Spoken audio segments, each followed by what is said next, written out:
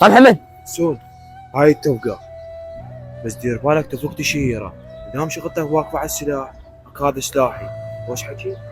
انت بيتك عالي وبيته ناصر، انت تطيح البيت فوق راسي، وانا راح اقعد على الشارع، ترى تفك تشهيره مو تقول. انت مالك دخل، بس تسمع صوت المطقه يجيك الصافي.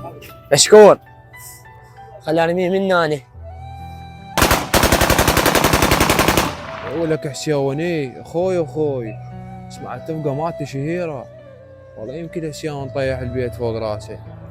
انا اروح لابو سجاد اشوف ايش صار بوضعه. عافيه حسيون عافيه، بعد دقه اخوي. ايه كذا ابو سواجد، وحده بوحده. عبالك ترميني ما ارميك؟ عبالك ما عندي سلاح؟ خوي توجعني. اخوي والله ادري بيك وصوابك قوي. اعطيني مجال وحشون انا اعلمي. شوف شنو